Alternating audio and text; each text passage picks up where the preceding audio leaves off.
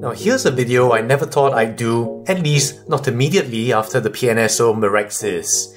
We have yet another carcharodontosaurid, the Mapusaurus, one of the more well-known carcharodontosaurid names popularized by series like Planet Dinosaur.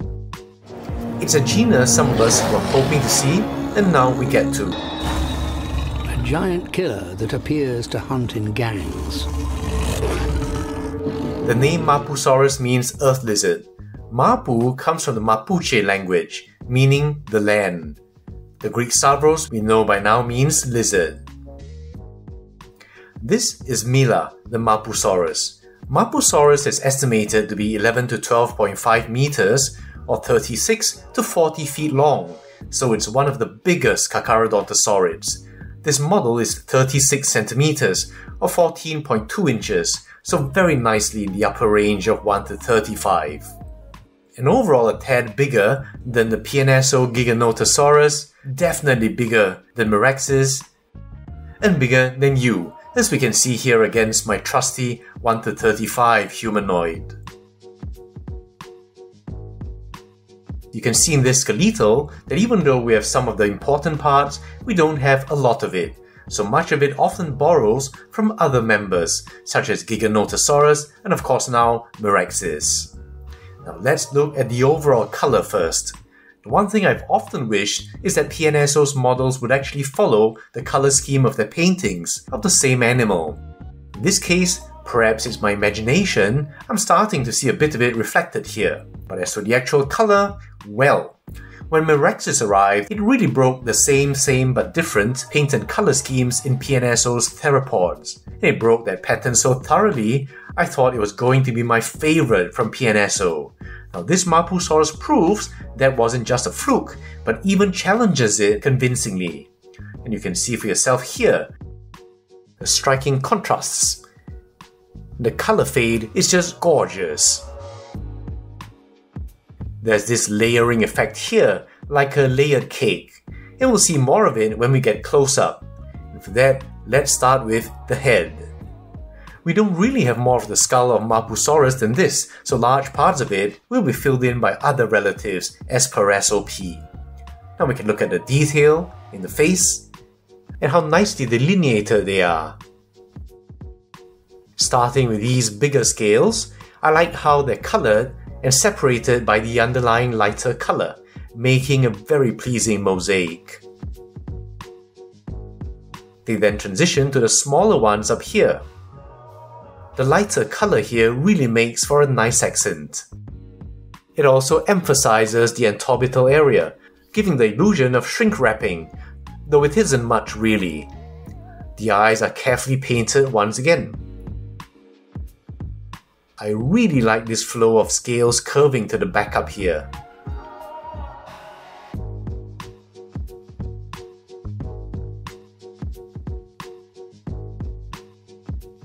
And here we see the nasal ridges going into the lacrimal crests.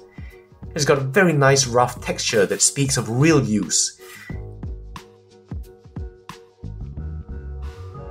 From the top, they look really prominent and very tough indeed.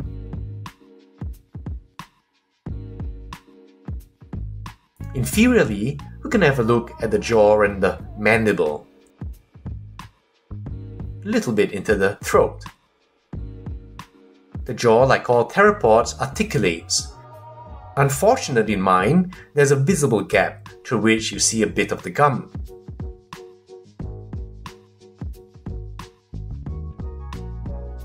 There's also the slightest hint of prognatism with the pushing forward of the mandible. And within you can see the teeth, which seem a little less well painted than the previous two.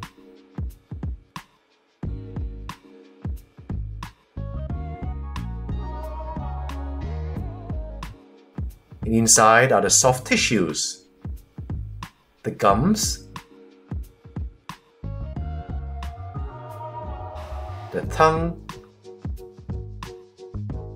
the palate, and also the choanal openings. And moving down the neck, just look at these colors and the transitions.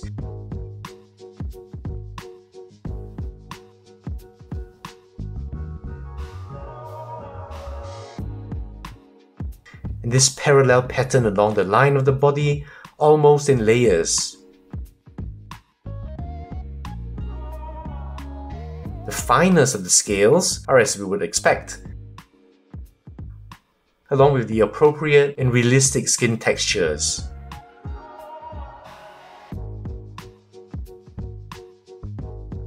The relatively straight-edged form of this middle stripe changes in the pattern here in the torso. I'm just really liking the variation from this here.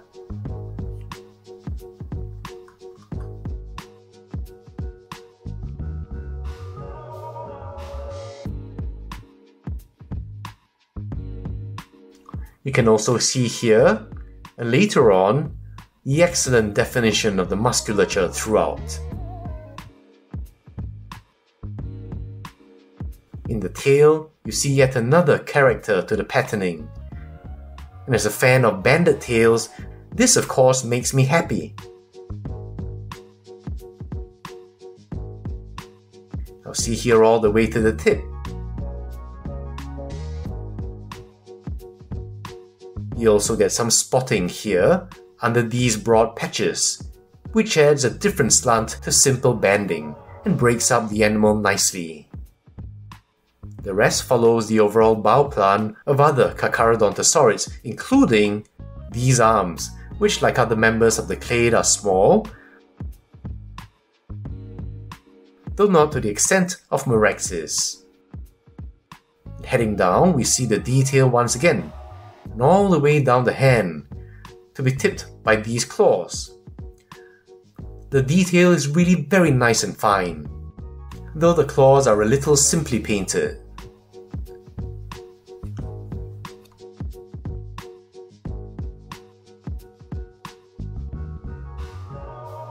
Back here we go down the hind limbs. The texture in these thighs are sterling, the scales being crisscrossed with folds and perhaps superficial vessels.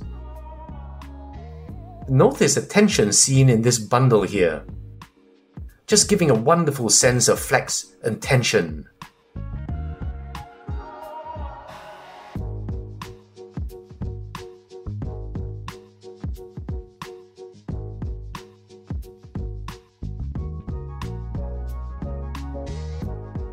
The tarsal scutes and digit scales are as you would expect from PNSO by now, nicely defined and sculpted, with the nails appropriately matched, with some blunting of the tips.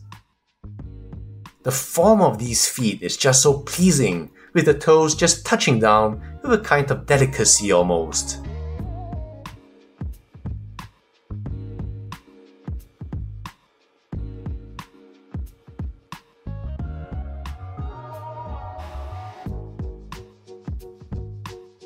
That brings me to the overall pose. It's different from the usual stride or walk of the other theropods. The animal is very clearly in transition, with the heel off in this foot and the weight placement on this, almost as if the animal was tiptoeing.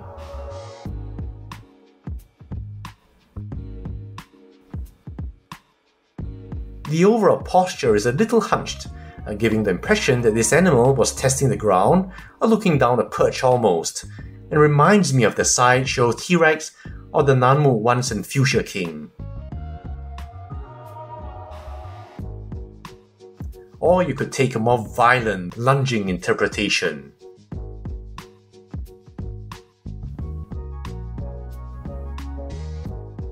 And this comes with the mandatory support stand, and while it can certainly stand independently for a while, you'll definitely want to use it, especially for this rather tenuous pose.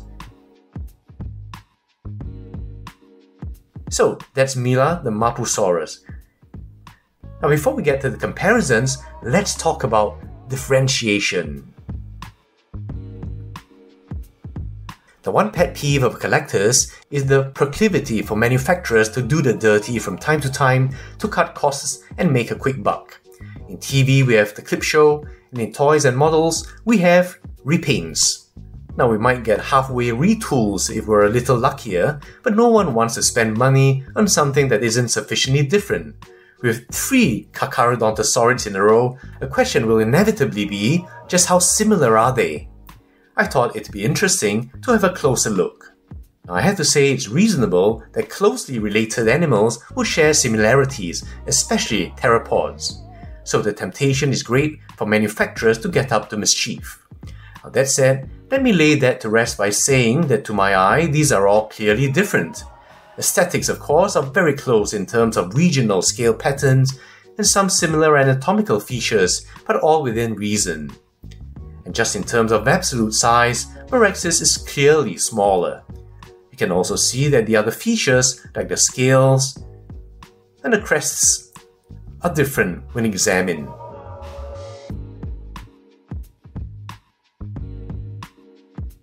So much for Meraxes. Requiring closer scrutiny will be Giganotosaurus and Mapusaurus. Now, these two are interesting as not just two of the biggest carcharodontosaurids, but also some doubt as to their clear separation as distinct taxa.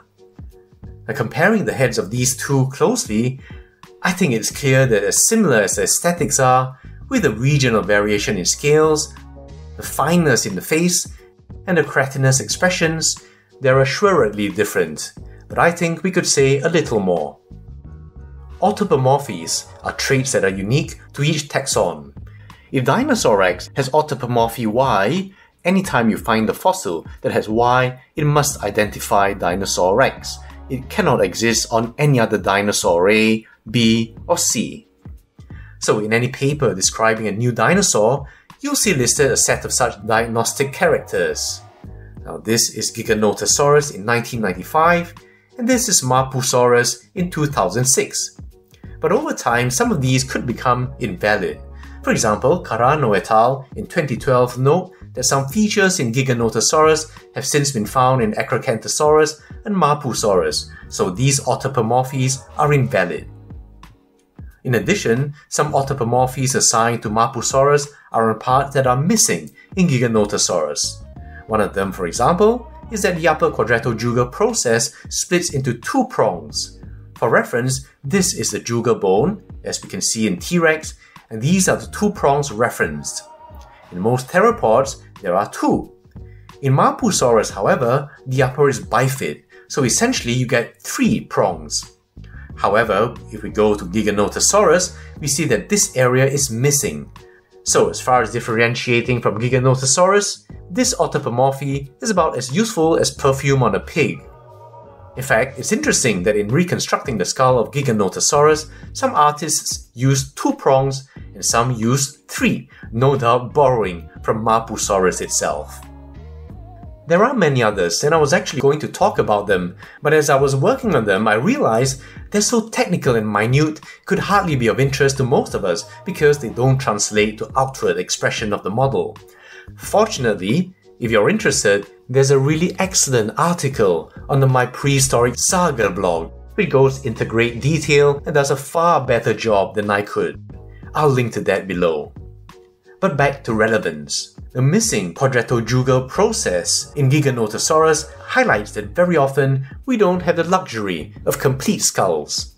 Like an online dating profile with the face largely covered by sunglasses or surgical masks, or even worse, just countless pictures of food and scenery, it's the one big missing thing we really want to see.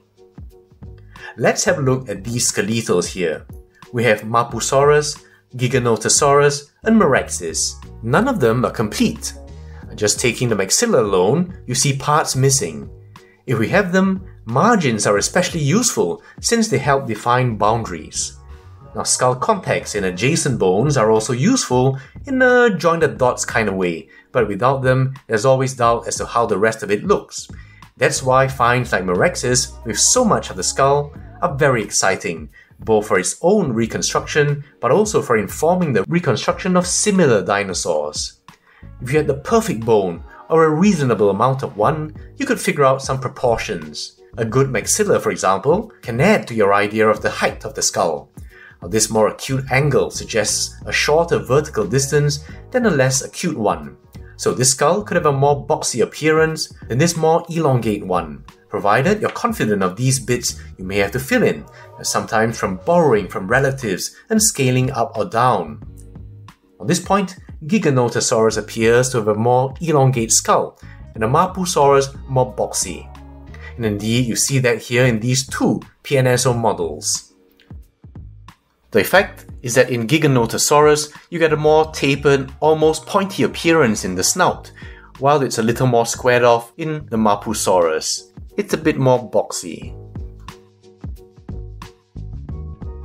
A second possibility for differentiation, and dare I say more interesting for us, is the outward expression of keratinous structures. These can often be postulated based on various rugosities on bone. An obvious area will be here in the nasals, with these promising rugosities you can see. In terms of Meraxes, we have all of this, so all of it must be expressed, as we have here.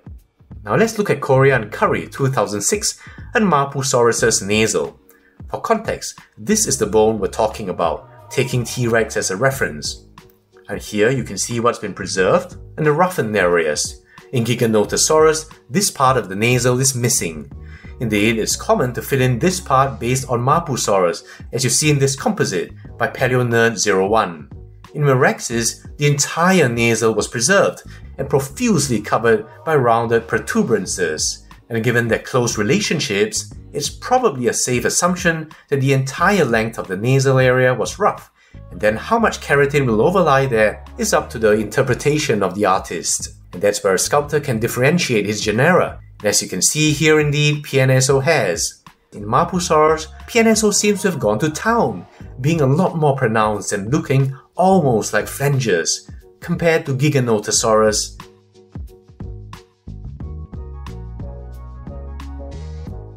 In Meraxes, so they haven't pulled a faker or a nemesis prime on us, and we are indeed getting different animals.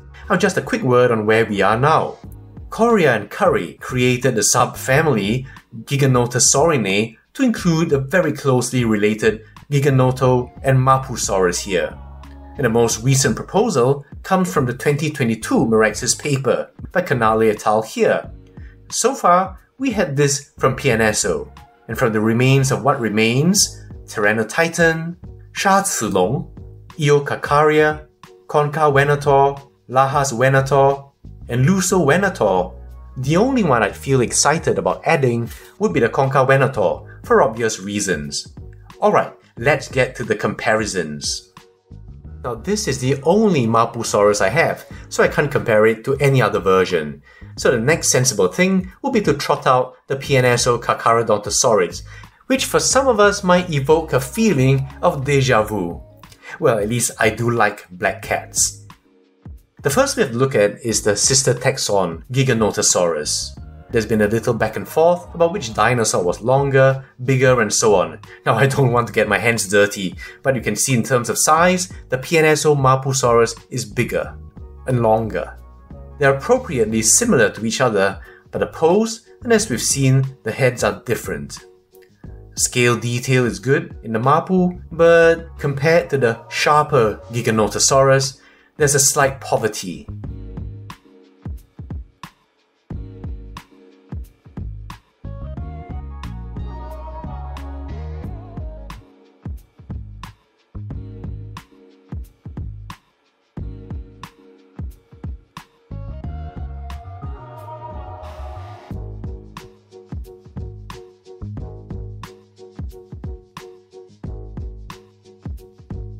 Then the most recent Meraxes, which in my opinion was heretofore the most beautiful design of the PNSO theropods.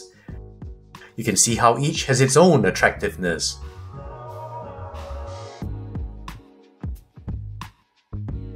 The size difference is of course obvious, as it should be. And yet the patterning differs so much, each is truly unique.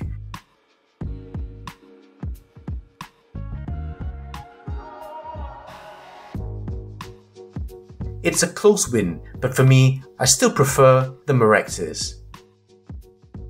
And so much for the last three. For completion, let's throw in the Acrocanthosaurus. Actually, this might be my second favorite theropod paint scheme from PNSO.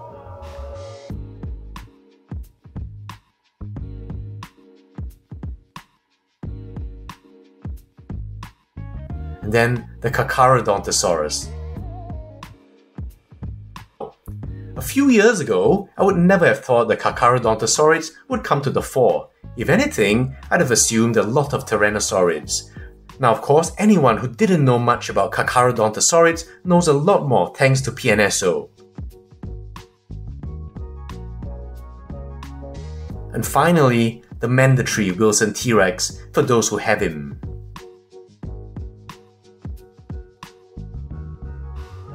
So that's it for the new PNSO Mila the Mapusaurus. As we saw, PNSO has filled out the carcharodontosaurids almost to overflowing, and I think a break from them would help prevent oversaturation. Now just as buses come in threes followed by a long wait for the next one, I'm hoping that such will be the case here. If it's another theropod, then hopefully something underrepresented like an Abelisaurid, or from a different period like Ceratosaurus and Dilophosaurus. And certainly the Eudromaeosaurs are crying for attention. And if it's 1 to 35 sauropods in threes, I'm getting on that bus. That'll do it for now. I'm interested to hear your comments, especially which of these three you like the best. I'll see you in the next video.